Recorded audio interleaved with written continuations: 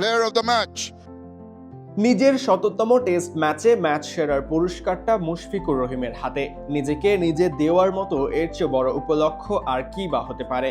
২০ বছর ধরে যে সাধনা মুশফিক করে গেছেন তার ফলশ্রুতিতেই তো এত কিছু। ২২ গজে নিজেকে ভেঙে চুরে তৈরি করা মুশি আজ নিশ্চয়ই নিজের প্রিয় ফরম্যাটের সবচেয়ে বড় স্বীকৃতিটা পেলেন।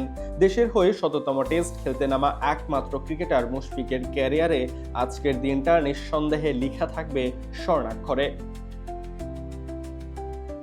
ক্যারিয়ারের শেষ প্রান্তে দাঁড়ানো ৩৮ বছর বয়সী মুশি এখনও অদম্য। তিনি এখনও লাল বলে দেশের হয়ে অন্যতম সেরা ব্যাটার।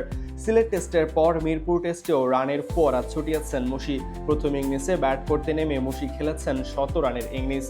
২১৪ বলে ১০৬ রানের সেই ইনিংসটা মুশিকে নিয়ে গেছে ইতিহাসের পাতায়। তারই ধারাবাহিকতায় দ্বিতীয় ইনিংসেও মুশি পেয়েছেন রানের দেখা। দ্বিতীয় ইনিংসে ২৯৭ রানে অধিনায়ক শান্ত ইনিংস ঘোষণার আগে ৮১ বলে ৫৩ রানে অপরাজিত ছিলেন এই ব্যাটার। শততম টেস্টে খেলতে নেমে আগেই করে রেখেছিলেন কালজয়ী এক রেকর্ড। এবার প্রথম বাংলাদেশি হয়ে শততম টেস্ট ম্যাচের ২ ইনিংসেই অর্ধশত পূরণ করার এলিট ক্লাবে প্রবেশ করেছেন মুশফিকুর রহিম। মুশির শততম টেস্টকে ঘিরে নানান আয়োজনে বর্ণাঢ্য হয়ে উঠেছিল মিরপুর। এর মাঝেই ম্যাচ সেরা হয়ে ভক্তদের দিয়েছেন মনে রাখার মতোই আনন্দঘন এক মুহূর্ত। এছাড়া অনেকেই মনে করছিলেন এটাই হয়তো হবে মুশফিকুর রহিমের শেষ টেস্ট।